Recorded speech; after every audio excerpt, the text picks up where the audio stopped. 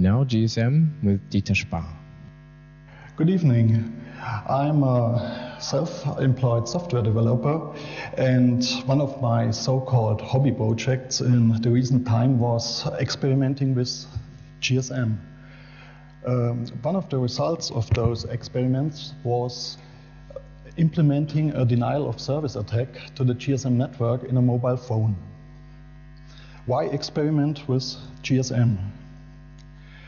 The GSM system and its protocols, it's there for quite a long time.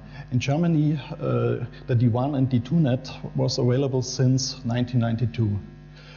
However, GSM is not that well researched compared to, for example, TCP/IP. For TCP/IP, it's really simple. You just need two PCs with network cards, and you can start to play. You find endless client and server applications in source code. You can even have a look at the TCP/IP stack source code and start. For GSM, it's very different. Even if you buy a cheap phone, you don't have control over the network side. And even with these cheap phones, you normally don't know what is going on inside of the phone. However, the situation has changed in the last 1 or 2 years. Used equipment can be bought on eBay. You find GSM network equipment for a reasonable price. Then there are several open source projects which I will introduce later in more detail: OpenBTS, OpenBSC, and AirProbe. The specification for GSM is available. This is not the problem. However, it's really huge. The whole specification, including UMTS, is nearly 2,000 documents with partly more than 400 pages in single documents. If you want to start to understand it, I would recommend to read a book and not start with the specification. Use the specification as a reference. Good books usually refer directly to the specification so you can look up the details. Before I continue, I want to introduce just a few acronyms we need for this talk. It's not that complicated. The mobile station is how the phone is called in GSM terms, MS or mobile station. Then we have the BTS, it's the base transceiver station. This is what you actually see from the GSM network. Those are the antennas on the buildings and on the masts. Behind the base transceiver station is the BSC, the base station controller. It takes care of normally more than one base transceiver stations and controls them. We also have the mobile switching center, which is responsible for routing the calls inside the network or to the fixed telephone network. The visitor location register is a database of all the phones which are currently registered to the base station subsystem. The terms, we don't need them in this talk. But I just mentioned them. It's the home location register, which holds the information, basically what your operator knows about you and the phone and the SIM card and all those stuff. The authentication register, it's responsible for that you can use the network, that your SIM card can register on the network, and that you can make calls. The equipment identity register is a database of the phones, and it can be used to blacklist phones which are known to be stolen. Now a few more details about those open source projects. One of them is OpenBTS. As the name implies, it's about implementing the base transceiver station. The hardware of OpenBTS is based on the USRP, the Universal Software Radio Peripheral. This is open hardware. You get the diagrams, the schematics, which can be used to send and receive on a rather wide range of the spectrum, basically from DC up to several gigahertz. It all depends on the radio front ends you plug into the USRP. OpenBTS implements the air interface as a software-defined radio. This means all the signal processing, modulation, demodulation is done in software which runs on the PC. OpenBTS does not directly model this GSM architecture I've shown in the picture before. It uses directly UM to SIP approach. SIP is basically you get voice over IP afterwards, and it uses Asterisk, an open source phone switch to make the calls into the network. The second project is OpenBSC. OpenBSC implements the base station controller. It implements the ABIS protocol, which is used to talk to the BTS, plus some parts of the mobile switching center and the home location register.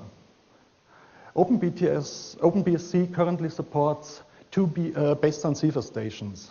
The first one is the Siemens BS11 micro BTS. It's an old device, about 10 years old, for GSM 900. The output power is 2 watts, but it can be reduced down to 30 milliwatt. The advantage of the BS11 is that it is cheap. However, also it's called micro BTS, it's quite heavy. You have 30 to 40 kilogram depending on the configuration. Configuration for the BS11 means it can have 1 or 2 transceivers, and if it has 2 transceivers, it's the heavy unit. The ABIS interface for the BS11 is an E1 interface. This is ISDN primary multiplex rate, so not the standard ISDN you usually have at home, but the more advanced one. The second base transceiver station supported by OpenBSC is the Nano BTS from IP Access. This is a rather current unit.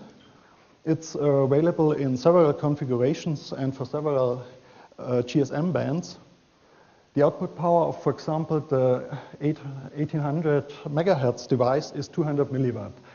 As you can see from this rather low power, the Nano BTS is intended for indoor installations and to cover holes where the coverage of the standard net is not that good. It's also used on airplanes and on ships where you usually don't have any GSM at all.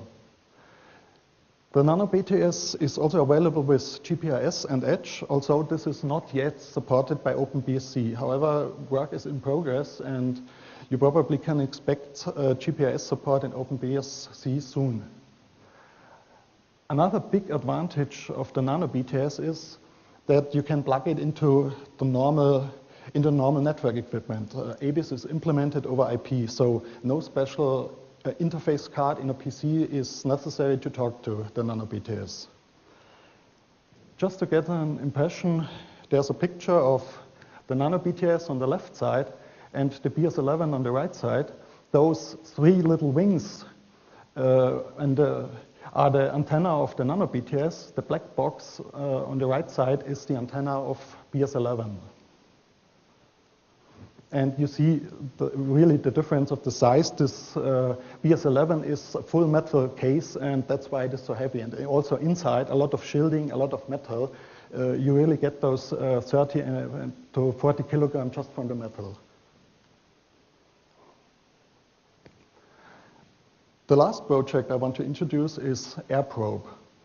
AirProbe is about passively sniffing the GSM air interface. Similar to OpenBTS, it's based on the USRP and GNU Radio.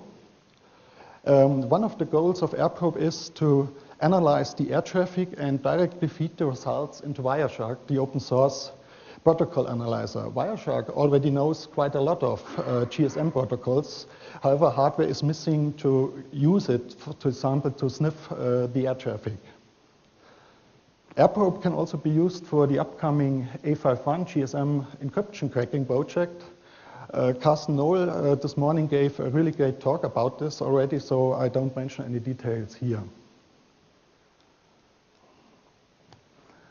I want to give a short overview about this DoS attack before I explain the details. The theory for this denial of service attack is known for quite a long time. However, so far, there are no practical demonstrations, or at least no implementation inside a phone which I'm aware of. The attack itself is possible because of the way the network works. When a phone wants to access the GSM network, it has to follow certain rules. I will explain the details later, but those rules are basically the reason why this DoS attack is possible. So you can't just change the rules and avoid this attack. This denial of service attack affects one cell. The cell you are attacking is affected, but not the whole network. The attack takes place in a very early stage. The phone has not authenticated to the network, so you can even perform it with a phone which has no SIM card inserted at all.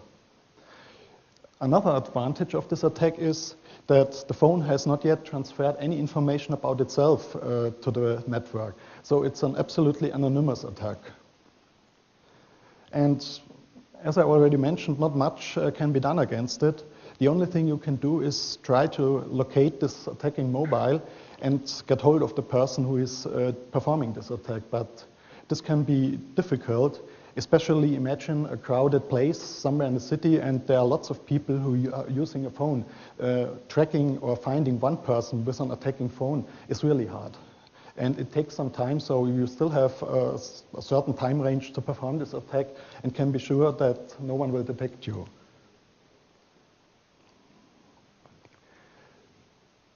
I now want to explain just a few details we need to know to understand this attack about the GSM network. GSM uses TDMA, time division multiple access. The data stream, in this case is the physical channel, is divided into frames. Each frame has 8 slots and each user is assigned a slot. It's a bit more complicated in reality, but this is enough for our explanation. Inside those slots, the information, the data which are transferred in so-called bursts. In GSM, we have several different burst types. For example, there is the frequency correction burst. This burst is sent by the base transceiver station so that phones can synchronize on the frequency. The oscillator of a phone is usually not that accurate, so it has to, there has to be some way that it can synchronize to the exact frequency. This is the frequency correction burst is used for that. There's also the so-called synchronization burst. It fulfills a similar purpose. It is used to inform the phone about the timing information of those frames and of those time slots. Another burst, the burst we use in our attack, is the so-called random access channel burst, or RAC burst. This is the very first burst an idle phone sends to the network when it wants to access the network. Idle phone means the phone is receiving the network, it is synchronized to the network, but there is no active conversation between the phone and the network yet. The phone is not transmitting anything. This very first burst, which can be sent by the phone, is rather short. The reason is the mobile station does not know how far it is away from the base transceiver station. It sends it burst. This is here at the bottom. It sends it burst, the burst when it receives the beginning of a frame. Due to the propagation delay, this burst takes some time till it arrives at the BTS again. And as we can see from this diagram, the burst is somewhere inside of the slot. If the burst would be long and would have the length of the whole slot, it would overlap and we would disturb the information which might be transmitted in the slot which is coming afterwards. So this burst is really short, and we can only carry 8-bit of information and transmit 8-bit of information with this very first burst to the network.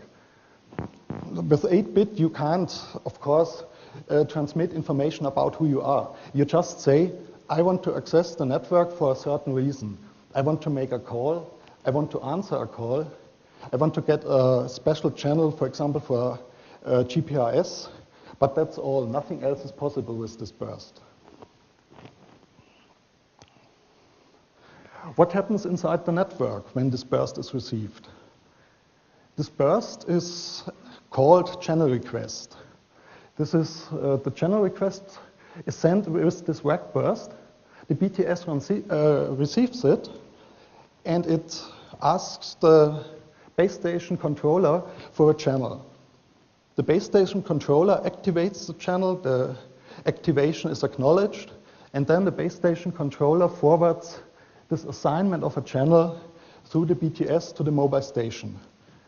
At that point, we have a running channel, and now the system, and now data can be transferred.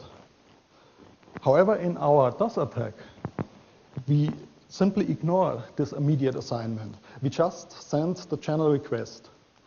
So we allocate channels. Channels are a limited resource of the BTS. You usually have, let's say, between 20 and 40 channels in the, available in a normal-sized BTS. So what happens if we just allocate them? Usually this channel, or not usually, this channel is assigned a timeout. If the channel is not established within a certain amount of time, it will be released by the BSC again.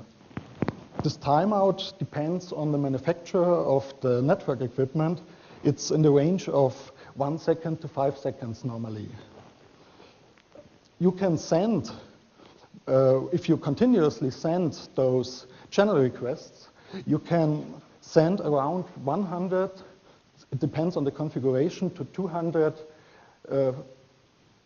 channel request messages per second. You can imagine if you only have around, let's say, 40 channels, they are exhausted really soon.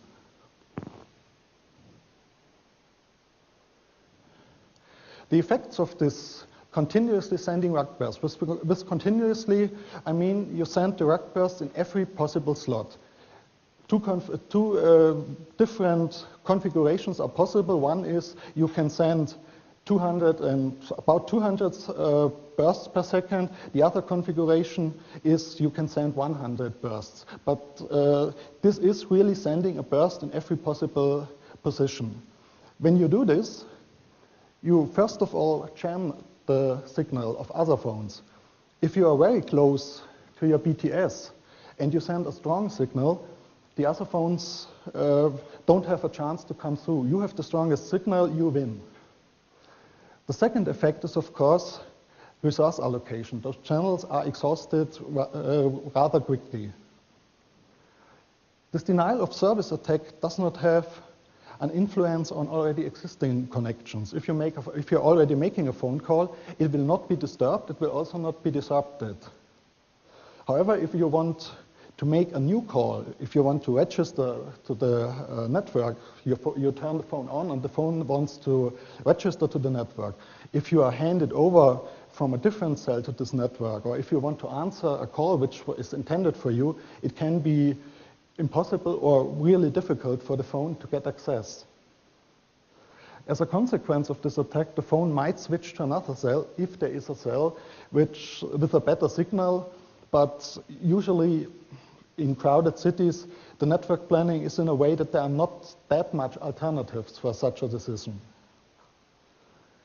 This attack, however, is no 100% guarantee that a phone cannot access the network. So one application of this attack might be you want to make sure that, for example, a bomb in Iraq is not triggered by a phone call. Then you try to send those bursts and block the cell completely. It works if you are close to the cell and have the strongest signal, because then you jam also. But if you are too far away and want to make sure that you block the cell completely, you cannot trust on it. So for this application, this attack is not useful. However, one useful application is you can attack IMSI catchers. An IMSI catcher is basically also a base station. However, it's a false base station. It's intended to implement a man-in-the-middle attack by saying, hello, I'm a bus station, I have a stronger signal than the official cells. And the phones will take this stronger signal and try to register on this IMSI catcher. There are certain patterns which allow to detect that an IMSI catcher is trying to catch a phone. One of the obvious things for a phone is there is no encryption in use if an IMSI catcher wants to talk to a phone. So if the phone detects, okay, there seems to be an IMSI catcher in place and wants to get me, a modified phone software could ask the user, do you want to deny the IMSI catcher and send continuous rack bursts to him? This would surely work because usually this IMSI catcher is just a very small BTS. It cannot handle a lot of requests. If you apply this DoS attack to the IMSI catcher, it can no longer be used.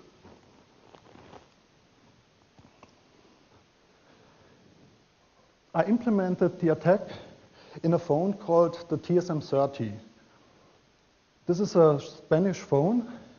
It's about 6 years old. It supports GSM, GPRS, SWAP, no UMTS.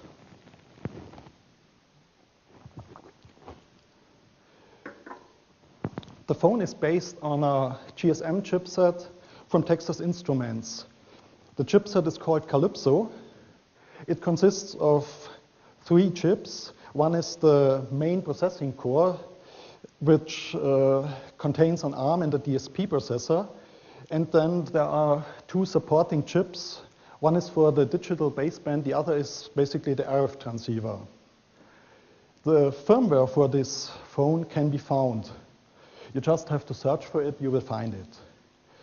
To give you an impression of the complexity of such a phone firmware, the complete source code for the Calypso ARM, just the ARM processor, is about 2.5 million lines of code.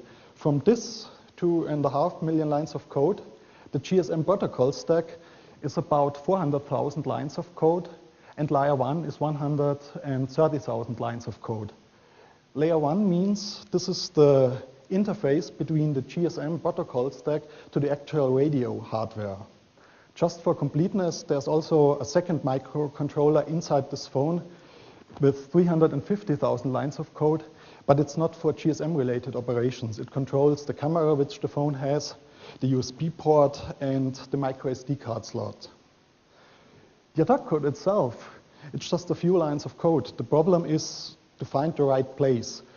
You have to spend, let's say, a few weeks if you look at this code, try to understand it, but then you find or get an impression what can be done with it, and yeah, you can start an experiment. In this diagram was extracted from data retrieved from a protocol analyzer on the ABIS interface. ABIS interface, this is the interface between the BTS and the base station controller. The lower diagram shows the number of rack bursts generated over time. In the upper diagram, we see the number of channels which were allocated by those rack bursts. This experiment was done with a real GSM network equipment, but in a lab environment. So there was no harm done to any public operation of an operator. This BTS in this diagram had 2 transceivers, and it was configured to have at most 24 channels. We can see in the upper diagram that these 24 channels are allocated rather fast. What was interesting in this experiment was that not each channel has his own timer to check for the expiration, but instead this base station controller periodically checks if channels have expired and releases them all at once. those are those drops in the diagram. At every drop, the base station controller checks, are there any channels who have expired? Let's free them. In the next diagram, rather similar, but a different BTS, in this case 4 TRX, 40 channels available. I have in this diagram, I tried to show how it would look like with 100% rack density. At the time this measurement was made, the implementation was not that perfect as it is now. Not that perfect means the phone was at that time not able to send a rack burst at every possible slot, but only instead about every 5th slot of what is possible. So in reality, it would most certainly look like the red lines. The number of channels which are released when the base station controller checks for released channels would be larger because a lot more channels have been allocated before, and of course the rate how those channels are reallocated again is much faster. From this diagram, we can see one thing. If we are not jamming, in the case of not jamming, another phone would only have a chance to get a channel in those places where the drops happen. If you look at the red lines, you can see that this error is most certainly rather small compared to the length where all the channels are allocated. So if several phones try to get access in a large cell, they have the chance to get through, but only if they are exactly at that time where channels are already dropped. To give you an impression how it looks like, I will show you a demonstration with OpenBSC. In this setup, we have Nano BTS as the BTS. This is the unit here. It's connected to a laptop which runs OpenBSC. We have the TSM30, the attacking phone, and we have a second phone which just tries to get access to the network. This is the screen from OpenBSC and its output. You don't have to understand the details, just to show you what has happened. The first thing which has happened before when I turned it on was that the phone which does not perform the attack has performed his location update. It has registered to the network. If I now send an SMS, sorry, one moment.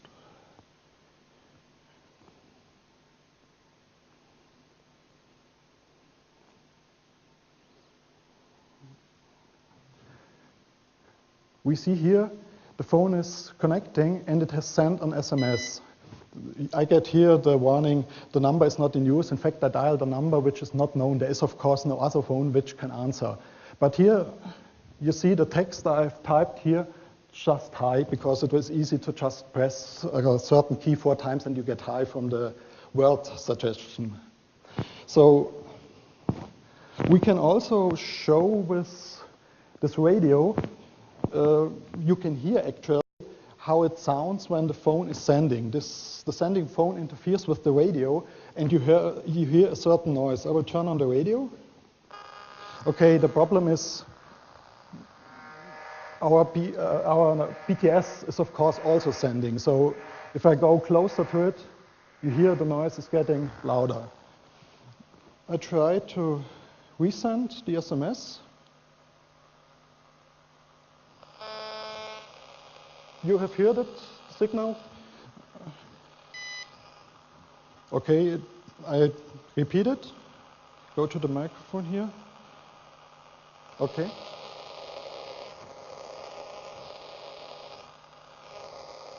What is happening? Okay, I think I was...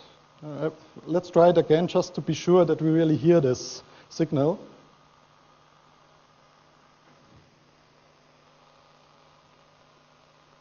I think I'm not close enough now.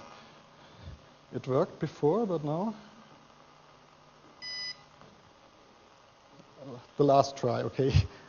We see on the screen that we actually connected, but hearing it can be interesting, of course. Do you want to try it? Yes. Maybe it's the microphone, I'm not sure. Müsste aber schon. Okay. Used to work. It's highly professional.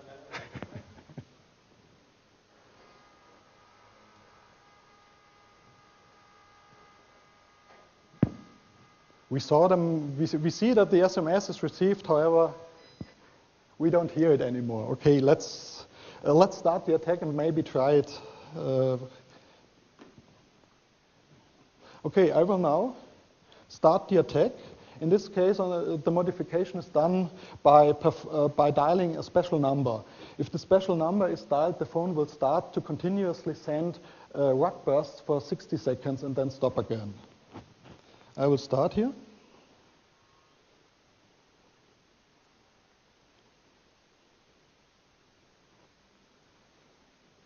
And you see the bursts are in the log, and now I try to get access.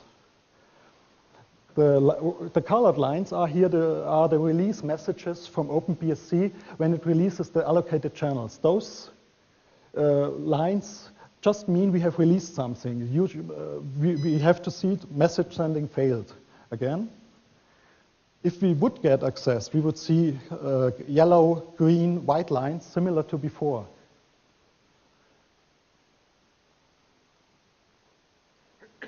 Can you hear this one? No, it does not work. Okay. It does not work anymore.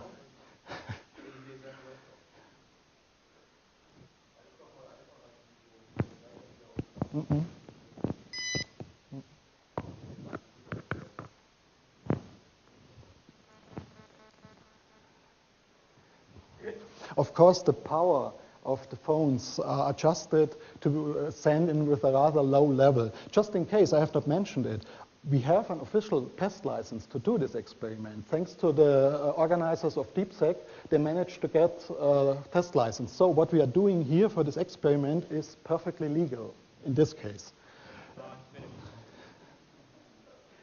It's finished, the channels are released, and if I try to send the SMS, of course it works again. I don't know if any one of you tried to see this network.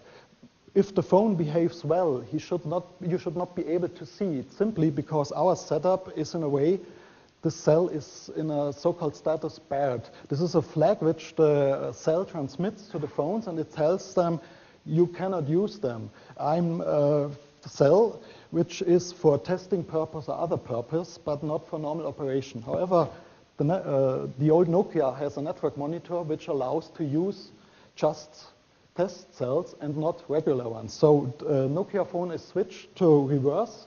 It uses test cells instead of the normal network. Of course, the same thing with the TSM30. It's modified in the same way. We just did it to avoid any influence or interference with the phones of the audience. But if for some reason, I don't know how much time we have, if someone is interested, we can switch the cell and your phones would see the network. You can, of course, try to register. I can start the attack. Don't know. Let's do it. Okay, let's reconfigure the cell. I have to stop.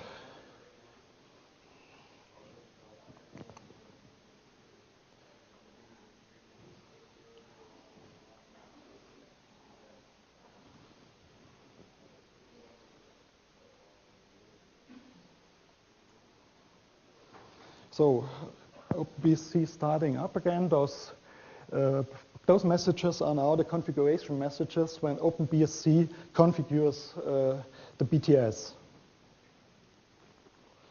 Now this cell should be visible to the public.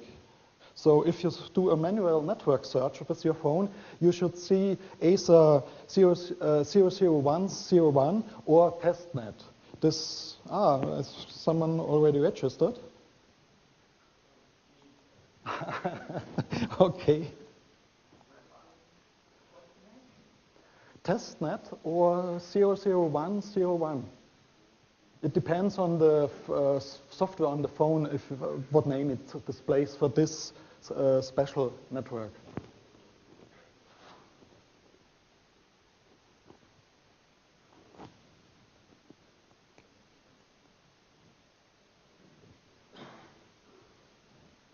I just have to turn on the attacking phone again. As you can see, several messages from phones which are registering. The yellow message location update request is the message which tells there's a phone. Okay, I see someone is trying to make a phone call. But of course, it does not work. We don't have configured this. You see it? Sure. Yes, yes. Yes, of course, yeah.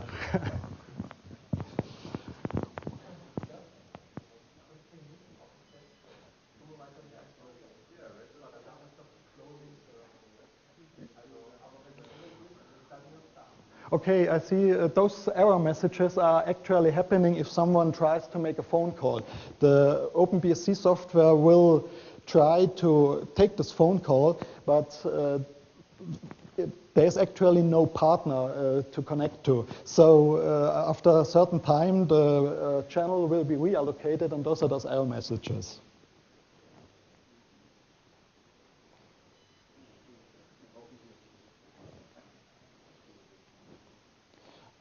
I'm just trying to, okay, my phone has registered again. If I now start the attack,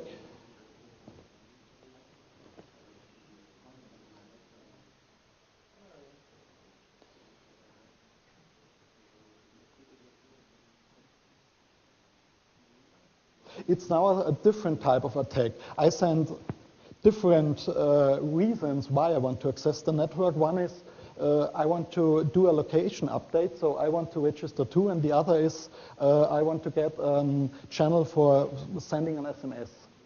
But if the attack is running, normally no other phone should come through.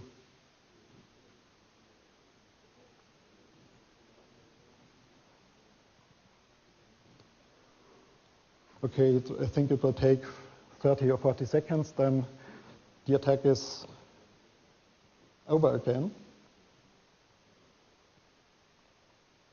The blue messages are just the error message, and which you see in between, but no actual connections, just error messages from something which happened before. We should see white, green, or yellow messages for a real connection. Okay, it's done. Now it takes some time to free the chance. We see phones can get access again.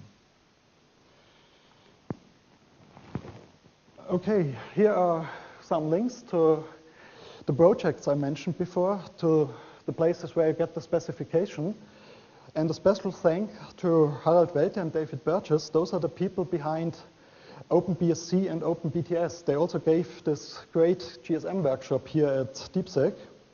And if you have feedback, there's also my email address. Any questions?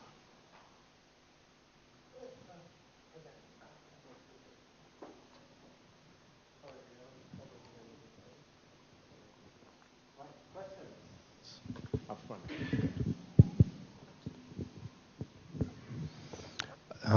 I have read the logs correctly that the IMEI number of the phone making the attack is locked, so that it's possible to determine who is attacking the network.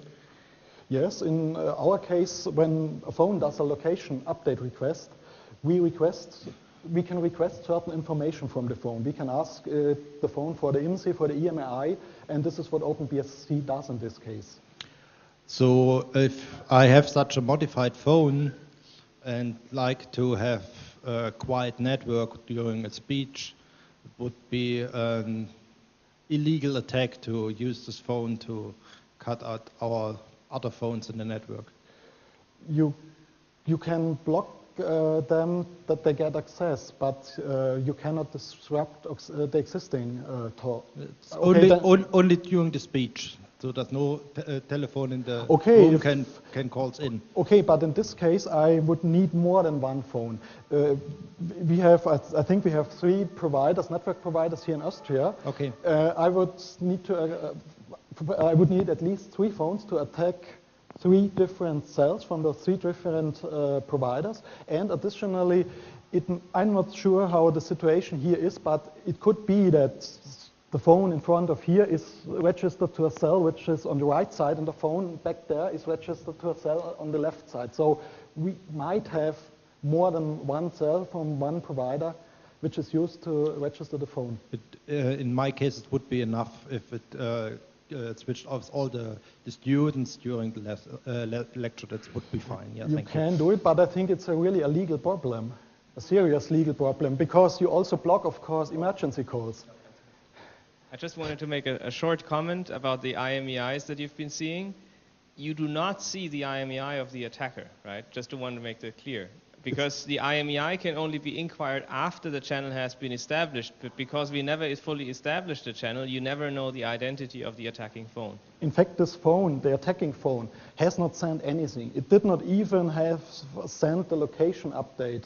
Of course, in this case, I wanted to turn it off, but the version of the software which can be found on the internet has a bug. It does not work all the time, the location update. So no need to turn it off. It's already turned off. So something else that I think is kind of missed in that question is that when you operate this attack, you're not jamming the phones around the attack phone. What you are jamming is the serving cell. You're jamming service for the whole neighborhood. Yeah, of course. Not just the room. Yeah. You're shutting down. You're shutting down a whole neighborhood when you do this. You're not just jamming the room. You're not jamming phones. You're jamming the network. Does it affect the other networks?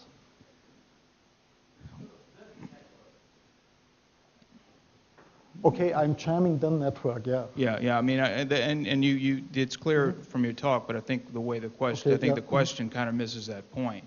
That we're not talking about jamming an area around a room. Okay. We're talking about jamming the cell. That's a big difference. We have time for a few more questions, so get them in now. Didn't see. The usual question, defense. Is there any way how a network could defend itself against such an attack? The network, the network has to change the way how the network works. This is the problem. So you have millions, if not billions, of phones around which conform to this old GSM specification, and you either change the way the network works and say, okay, all those phones are can no longer access, or you don't, and then you have the problem that this attack is still possible.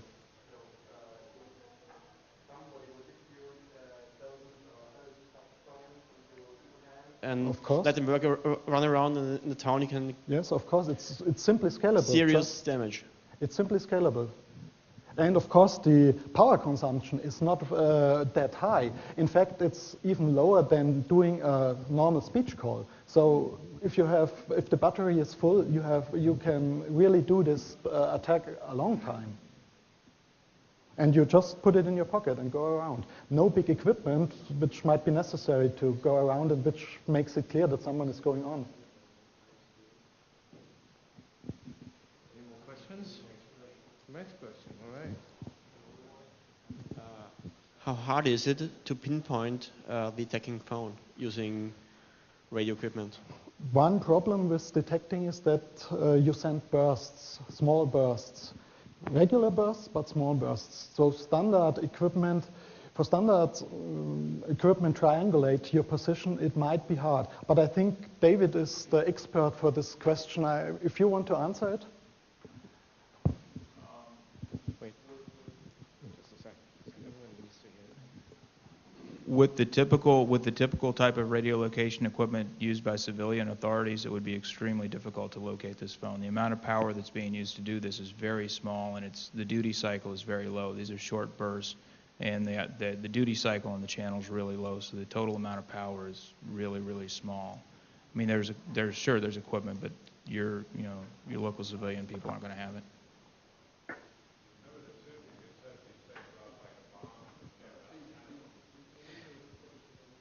Yeah, sorry. Yeah, your comment first. Well, anyway, I just wanted to say, well. Well, my only comment was you could light these things off and just leave them. You know, get a bag of them and just set them up all over the place. Yeah, that was also my comment, because you said it's hard to locate the person who has that phone. I mean, if you just, it's cheap old phones, right? And in theory, I mean, technically, you can do this to any phone. It's just that you don't have the source code to the phone. But Yes. somebody who has access to that technology, has access to that information, it's very easy to make hundreds or thousands of these phones, and you just randomly distribute them. You put them in a package, and it gets shipped around with the postal services or whatever. I mean, Actually, if someone wants to spend a lot of effort in terms of spending more time than just implementing it in an existing firmware, it's of course this Calypso chipset is used for different phones. Usually, this Calypso chipset is from Texas Instruments. Usually, they provide the GSM protocol stack from the same vendor. So phones working with the Calypso chipset have a high chance of using a similar in the terms of GSM stack layer 1 code software. And even if you only have the binary and you are an experienced reverse engineer, you can have a look how it looks in the implementation of the TSM30 and search for this pattern. And you will most certainly find it. Of course, the effort is much higher, but it would be possible with effort, let's say 2 months, for a very experienced engineer to modify a binary from a different phone based on the Calypso, based on the same GSM protocol stack, and based on same layer 1. one more comment. I mean, I don't know how many of you know, but the iPhone jailbreaking, for example, works by exploiting the very same baseband processor that can do these kind of things. So you could imagine things like exploiting iPhones remotely and turning them into RATch bombs. I mean, it's technically not impossible, right? It can be done if anyone wants to do that. There's nothing that prevents you from doing that. Of course, the iPhone is not the same as the Calypso, but for an engineer who knows, let's say he was employed when developing the iPhone stack, and he knows where to look for, and he gives people some hint, it would be possible, because the iPhone baseband stack, this is where all this happens, is already exploited. This is, as Harald mentioned it, this is how the way jailbreaking for the iPhone works. It's not the application processor, it's the baseband processor, where all GSM operations are being performed. When are you offering the workshop? Where and when? I don't think I have to offer a workshop. A great workshop was already, has taken place here already. Yes, that workshop is done. So everyone who didn't participate missed it. So I think you should think about when and where to offer the next workshop. If Harald and This is David actually are for your contributing, questions of too. course. So, anyone?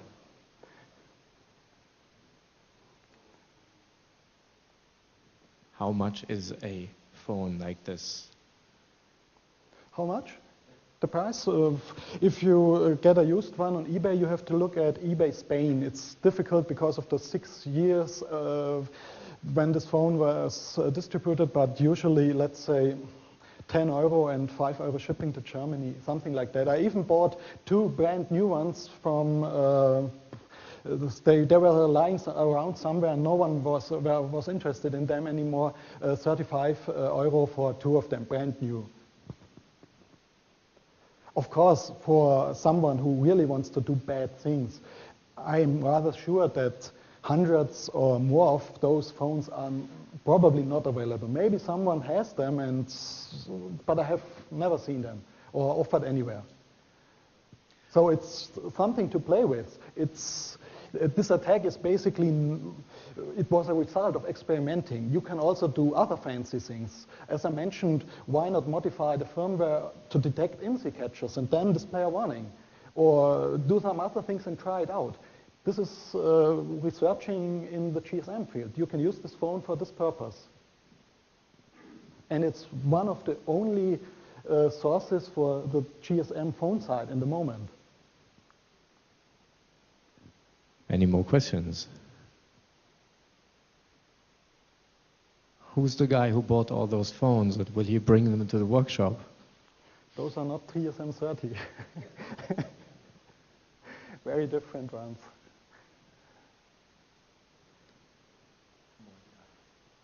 Last talk, last questions.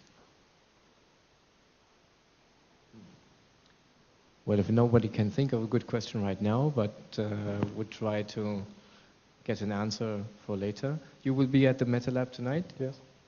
Great. So then bring your phone. No, and I a don't soldering think so. iron. Exactly. Of course, if there are some providers who would be interested to test it in a lab environment, surely possible. But I'm 100% not giving a demonstration on the official network. I even haven't tested it on the official network. Developing this attack, all what was used was the Nano BTS and the BS11. If you can connect the phone even with an attenuator and a cable to those base stations, and then you make sure that you really radiate nothing. So this can be used to test it and develop it. So if there are really no further question right now, then I would like to thank Dieter Spar for his talk. Thank you very much.